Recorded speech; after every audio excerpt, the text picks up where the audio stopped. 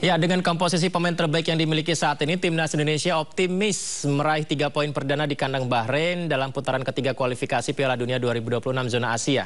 Kita bahas lengkapnya pemirsa, pertandingan Garuda lawan Bahrain beberapa jam lagi sudah bersama pengamat sepak bola Timnas, Bung Akmal Marhali. Assalamualaikum, selamat malam. Bung Akmal, kita ketemu di sini, apa kabar nih Bung? Kabar baik, salam sepak bola Yun. Salam sepak bola Bung Akmal. Sekitar 3 jam lagi ya Bung Akmal ya lawan Bahrain ini. Betul.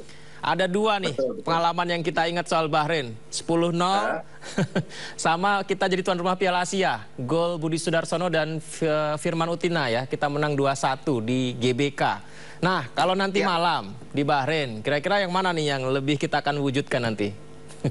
Ya, kalau kita lihat kan kekalahan 10-0 pada 29 Februari 2012 itu situasinya berbeda dengan sekarang. Dulu ada dualisme di mana ada penggembosan tim nasional yang main di tim nasional bisa dibilang adalah tim lapis ketiga keempat lah. Bukan pemain-pemain yang tampil benar-benar pemain-pemain kualifikasi tim nasional. Karena hanya ada 4 ketika itu yang main, yang pernah punya cap tim nasional. Hanya Samsidar, Samsul Arif, kemudian Ferdinand Sinaga, dan Irfan Bahdim. Selebihnya pemain debutan. Jadi tidak bisa dibandingkan dengan kejadian pada 2012 dengan saat ini. Di mana saat ini materi pemain Indonesia ini sangat luas sekali. Bahkan kalau bicara market value misalnya, tim nasional Indonesia saat ini berada di nomor 8 Asia, hanya kalah dari Jepang, Korea Selatan, kemudian juga Iran, Uzbekistan, Australia, Uni Emirat Arab, dan Arab Saudi. Berarti timnas mahal termasuknya ya Bung Akmal? Betul, bahkan hampir setengah triliun. Bahkan kita di atas Bahrain untuk market value pemain. Walaupun ranking Bahrain saat ini di atas kita, mereka ranking 76, kita 129. Tapi dengan materi pemain yang ada ini kita harus optimis kita bisa menang gitu kan. Kenapa? Karena kalau kita menang, kita ini akan berada di posisi kedua klasemen grup C. Karena tadi pertandingan Australia menang 3-1 melawan Cina. Bung Akmal, kalau kita bedah strategi Sinteyong 3-4-3 ya, ada Miss Hilgers, ada Eliano. Ini berarti Eliano mungkin akan mendampingi Rafael Strijk dan Ragnar Uratmangun ya. Sementara Miss Hilgers membantu Jay Itzes dan Rizky Ridho di belakang. Apakah begitu, Bang? Betul, kalau kita lihat strateginya Sintayong kan 3-4-3 akan berubah menjadi 5-4-1 ketika kita bertahan. Dan ini adalah strategi yang biasa digunakan Sintayong. Kalau lihat kemungkinan line up ya di belakang Rizky Ridho, kemudian Miss Hilgers dan Jay Itzes. Posisi kiper pasti Martin Pas. Kemudian di tengah itu bisa Sandy Walsh, kemudian juga Nathan Choaon, Tom Hey, dan Calvin Verdong. Di depan kemungkinan saya tuh melihat Eliano mungkin baru diturunkan di babak kedua, masih kemungkinan antara Witan dengan Marcelino, kemudian ada Ragnar Uratmangun dan Rafael Strijk.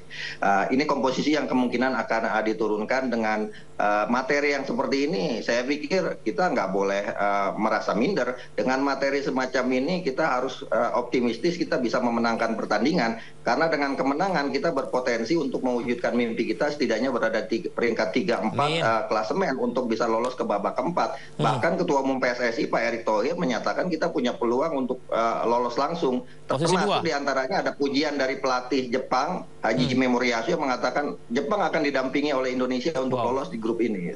Amin, amin, amin. Apalagi Indonesia ini timnasnya di belakang sangat mewah ya. Martin Pas yang bisa memblok tendangan Messi, Jay Itzes pemain top Serie A bersama Venezia, kemudian Miss Hilgers baru bikin imbang lawan MU, dan Rizky Ridho pemain lokal yang bisa seimbang dengan meskipun datangnya pemain diaspora berkualitas ya Bung.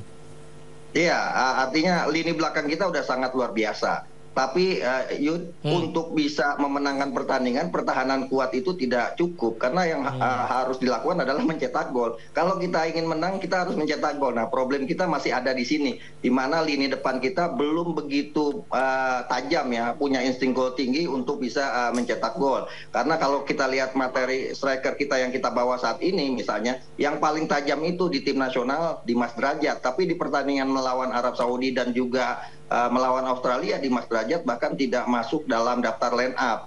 Nomor 2-nya Hoki Caraka, pemain striker dengan jumlah gol lebih banyak, 2 gol dengan 1 assist. Rafael Strijk bahkan di tim nasional senior dengan 24 kali tampil, praktis baru hanya menciptakan 1 assist, belum pernah menciptakan 1 gol pun. kalah dengan Rasnar Oranmangun yang sudah mencetak tadinya 2 gol, tapi akhirnya jadi 1 gol karena gol ke gawang Arab Saudi ternyata dicatat sebagai golnya Sandy Walsh. Gitu. Menarik itu ya. Tapi memang ini PR-nya adalah di timnas kita serangan ya Bung ya. Banyak sekali gol yang tercipta justru bukan dari sosok Rafael Struijk ataupun penyerang-penyerang kita ya Bang. Iya betul, itulah yang kemudian kita berharap tadinya proses pewarganegaraan pemain-pemain keturunan sudah fokus kepada lini depan. Tapi yang baru saya dengar kabar terakhir ini baru turun dari Bandara Soekarno-Hatta Kevin Dix. Kevin Dix, ya kan? Artinya pemain belakang lagi ya datang ke Indonesia kan untuk apa Kevin Dix datang ke Indonesia kalau bukan untuk mengurus proses pemindahan kewarganegaraan gitu. Jairo, nah kita Jairo penuh di belakang. Kan? Jairo ya, kalau nggak salah itu gimana? Ya, yang saya tahu tadi saya lihat ada gambarnya bahwa yang sampai ke Bandara Soekarno-Hatta baru Kevin Dix. Artinya kemungkinan dia akan menjadi warga negara sudah cukup besar dengan hadir ke sini. Artinya di lini belakang ini kita selalu bertumpu pemain-pemain sangat bagus, tapi lini depan kita ini agak lemah. Saya pikir PSSI harus memperhatikan ini bagaimana kemudian proses pewarganegaraan yang dilakukan sudah fokus ke lini depan karena kebutuhan kita saat ini praktis di lini depan. Semua orang mungkin kenal dengan nama Tijani Reinders di timnas Belanda. Eliano Reinders, saya beberapa kali mencari tahu tentang sosok ini, permainannya di YouTube dan lain sebagainya, tapi mungkin belum cukup ya. Tapi apakah dia memiliki kemampuan yang mungkin mirip dengan kakaknya?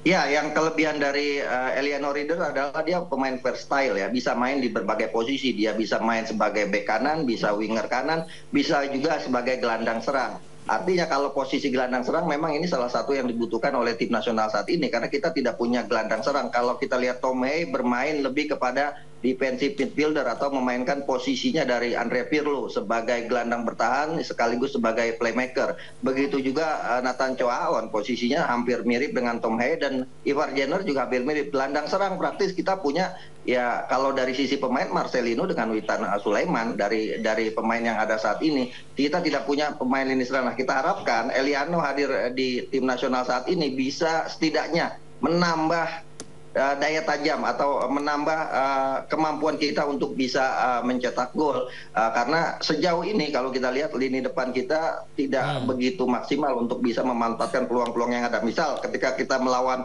Australia kemarin 15 menit awal ada 2-3 peluang yang kita dapatkan tapi gagal oleh striker-striker kita. Nah ini yang menjadi problem menurut saya tim nasional saat ini bersama Sintayong. Jadi puzzle-nya masih kurang di lini depan.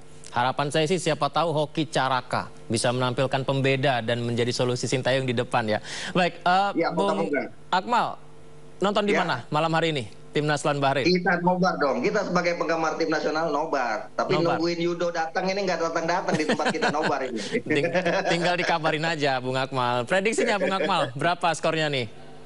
Ya, saya tidak muluk-muluk. Saya berharap Indonesia menang 1-0 sudah cukup untuk menjadi modal. Karena kalau kita menang melawan Bahrain, maka ini akan menjadi modal bagus Yud, untuk berhadapan dengan Cina nanti. Karena Cina sudah 3 kali kalah. Dan yang harus diwanti-wanti menurut saya adalah wasit pertandingan ini, Ahmed Alkaf ini wasit kontroversial yang Royal ngasih kartu. Sementara ada 11 pemain kita saat ini yang sudah mengantongi 1 kartu kuning, diantaranya Pas, kemudian Verdong, Nathan Choaon, kemudian Rafael Struijk, termasuk Jay Inces. Kalau di antara mereka ini kemudian dapat kartu di pertandingan ini, dia tidak akan main melawan Cina. Nah ini yang mungkin agak sedikit riskan buat tim nasional Indonesia ini. 11 pemain sudah dapat kartu kuning.